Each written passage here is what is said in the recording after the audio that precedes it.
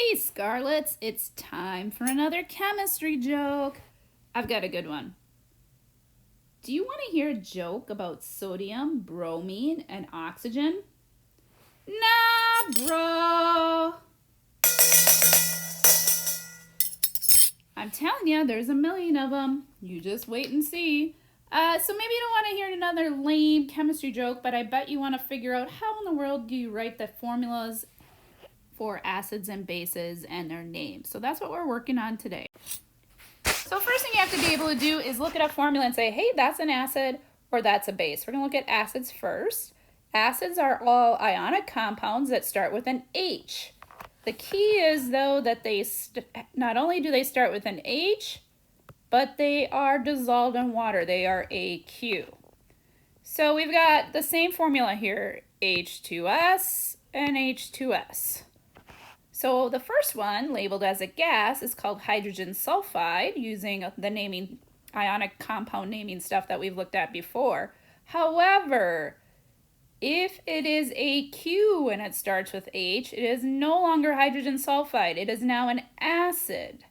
And so the name itself is going to change to hydrosulfuric. How we got that, we're going to go over that in just a few minutes here. And then notice we add the word acid to it. So the big difference between a regular ionic compound that starts with H and one that is an acid is, in order to be an acid, it's dissolved in water.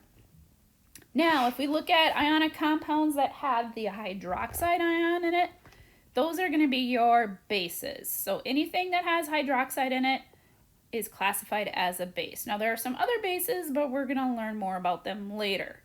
So if I look at the formula, calcium hydroxide, having that OH in there, that's my signal to know that's a base.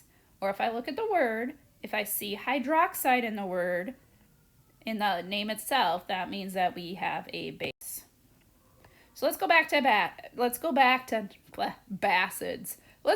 to acids. So how we name it depends on the name of the anion. The anion is the negative part of the ionic compound.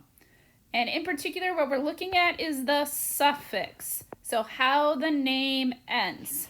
So there's three different ways depending on how it ends. So whether it's "ide," "ite," or "ate" is going to determine how we name our acid.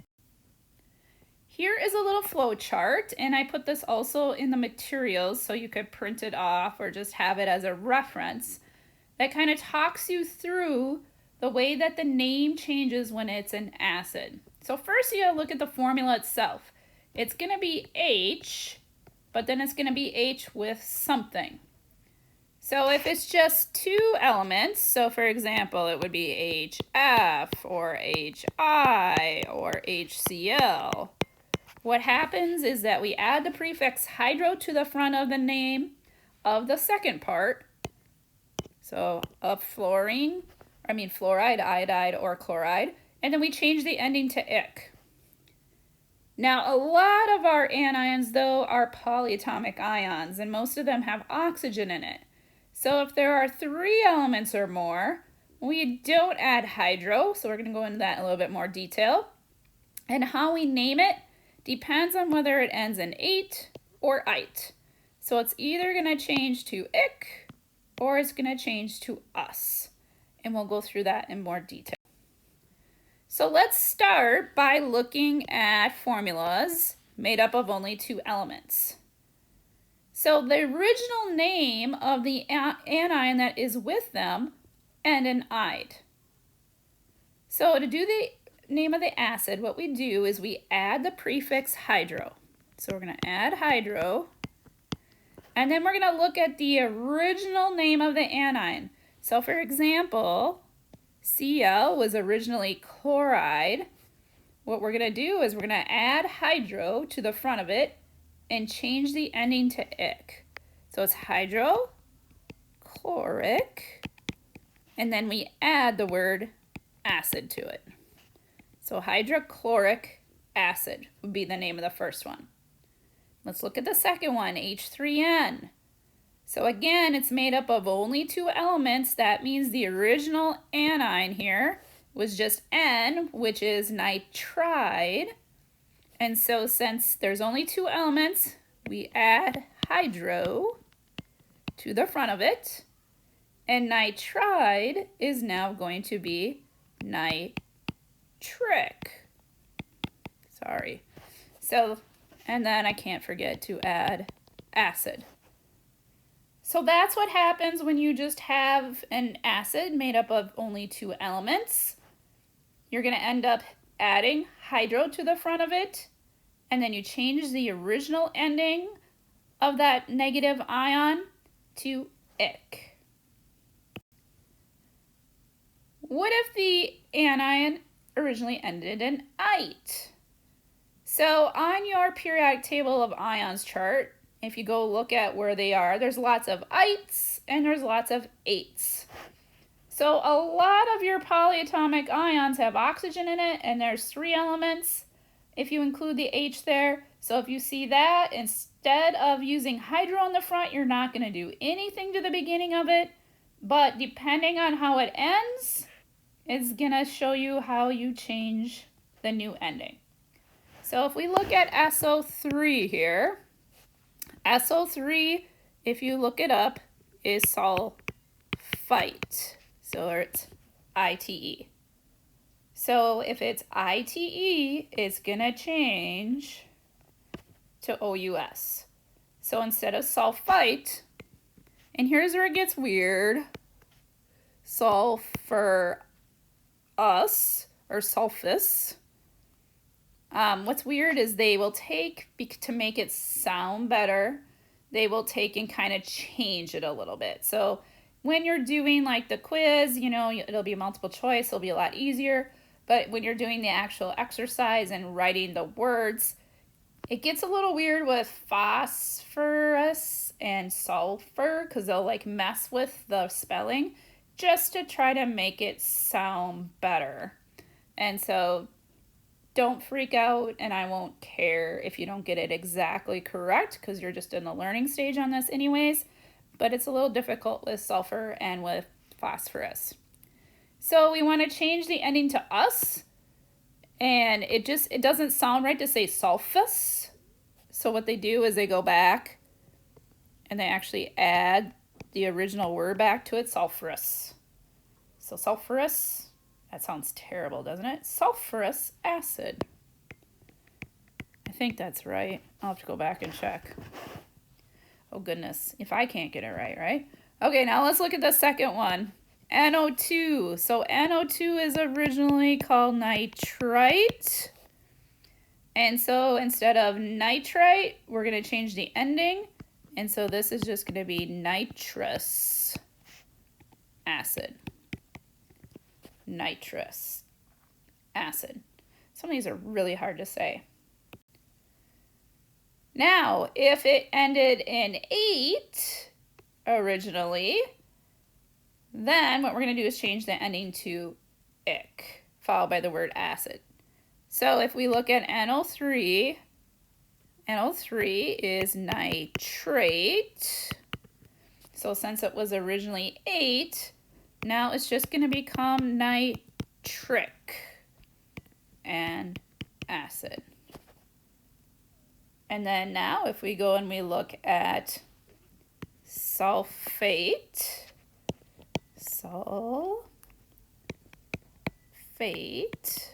since it was originally sulfate,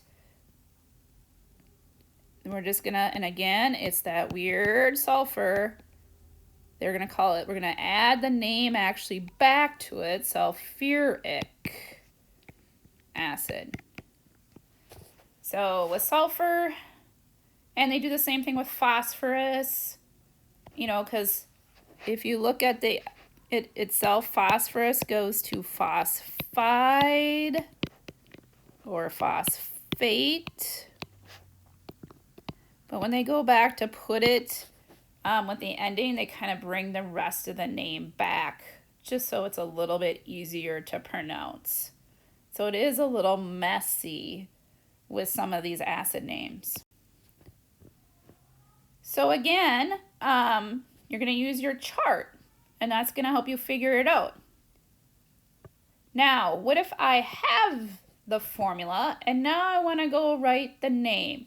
What you're going to do is use your chart again, And you're just going to kind of work your way backwards. So for example, if I wanted to know, let's say I had the word hydrobromic acid. So if I had hydrobromic acid, notice that there's hydro there. So if it was hydro, that means that it was originally made up of only 2 elements. And so those 2 elements, the first one's always going to be H, and the other one, if I look at the word bromic, that must have been an element. The element it most closely resembles is bromine, or you can think of it as bromide as an anion. So what I'm going to do is I'm just going to write H and add my Br, and then that's going to end up what the formula, whether or not they're subscripts, is going to be based on its charges. And since bromine is a -1 and hydrogen is a +1, I don't need to add any subscripts. So my formula is just going to end up being HBr.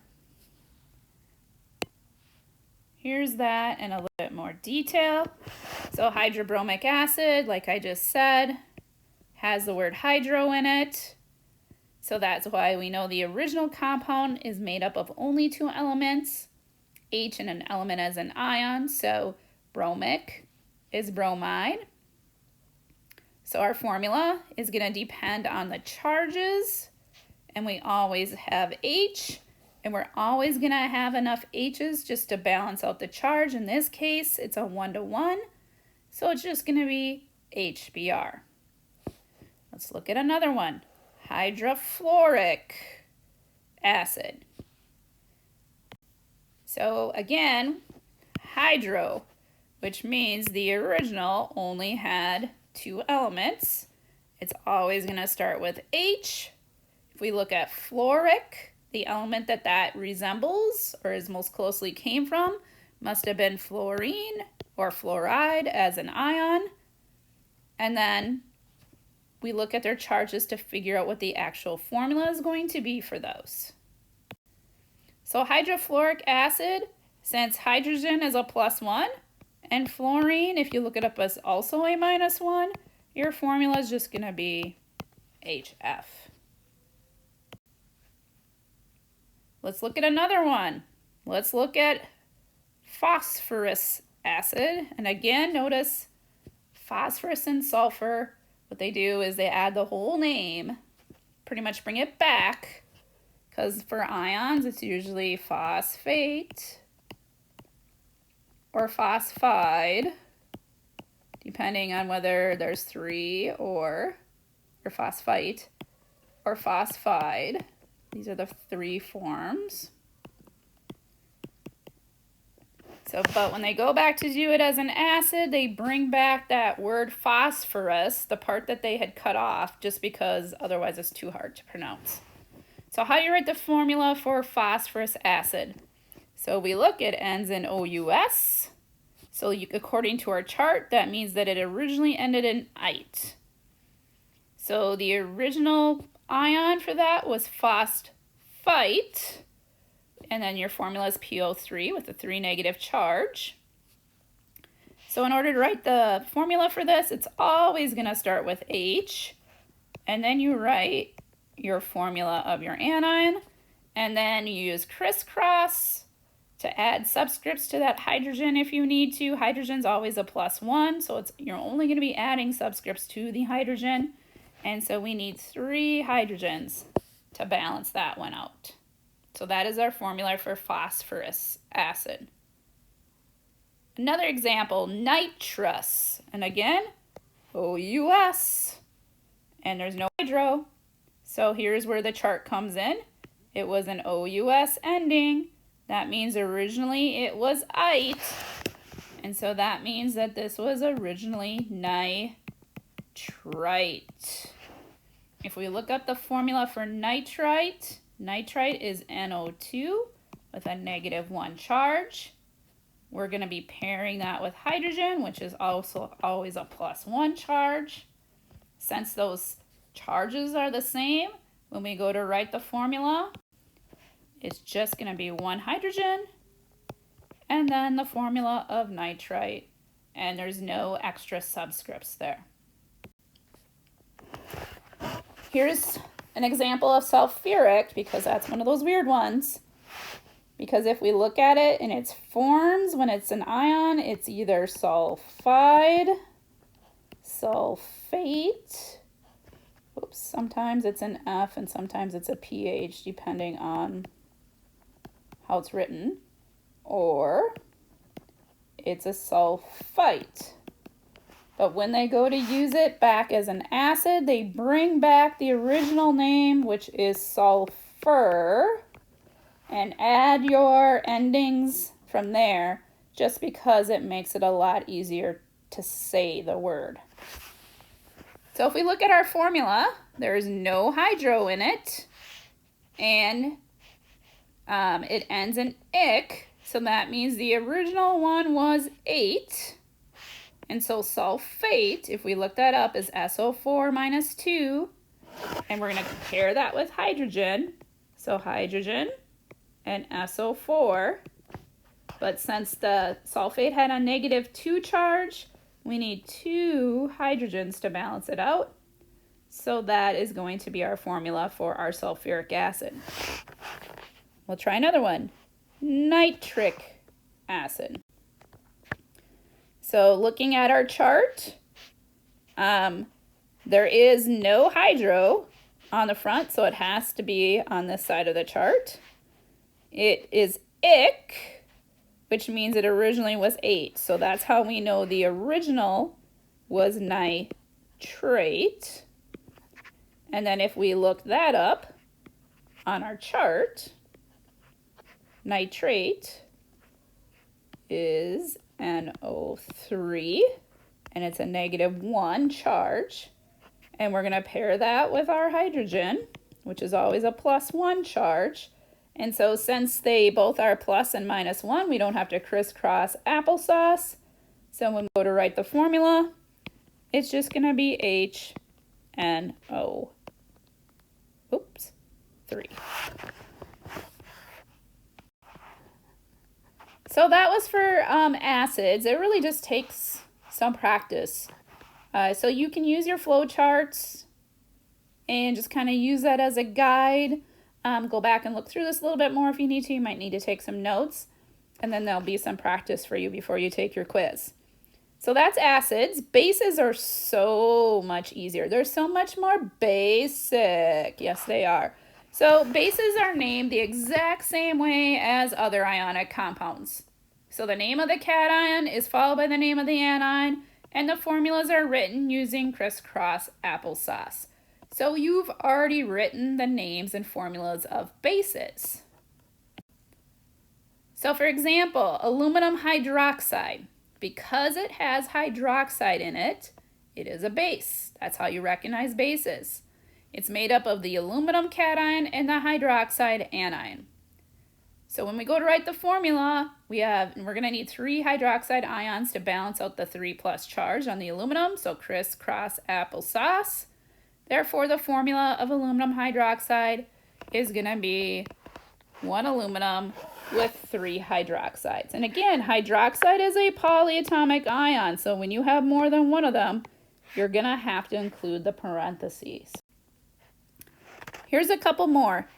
So we've got KOH, and so if you look at the formula, it has OH in it. That's how you know that it is a base. And then it's K. K, if you look up, is potassium. And then hydroxide is just hydroxide. So notice nothing fancy, nothing different than you've done before. So bases are exactly like you've done before. Nothing fancy. You don't have to worry about endings. You don't have to worry about ites and ics and all that good stuff. Going from the word to the formula is just like you did before as well. So we've got iron 2 hydroxide. So the 2 Roman numerals is telling us that it's the +2 iron. And hydroxide, again, is a -1. They're not the same, so we have to crisscross applesauce. So it's going to end up being iron. We need 2 hydroxide. Since hydroxide is a polyatomic ion, you put the parentheses around it and then carry the 2 down. So now what? So I want you to use that acid and bases flowchart to complete and turn in the assignment naming acids and bases. And then you can go ahead and take and pass the naming acids and bases quiz. So this is the extra part of the Enriched. So your standard friends did not do naming acids and bases. That's it for now. I hope you're staying well. Miss seeing your smiling faces, and it's really just not the same to be at home, and now it sounds like our stay-at-home order has been extended, but on the flip side of that, we're saving hundreds if not thousands of lives by doing what we're doing. And so when you grow up, you can say that you saved thousands of lives. That's it for now. If you have any questions after trying and doing all that, just try to get, shoot me an email. Can always set up a virtual meet with you if I know that you need it. And yeah, hope you had a great break. Hope you had, a great weekend, even though the weather was terrible. Until next time, see you later, peeps.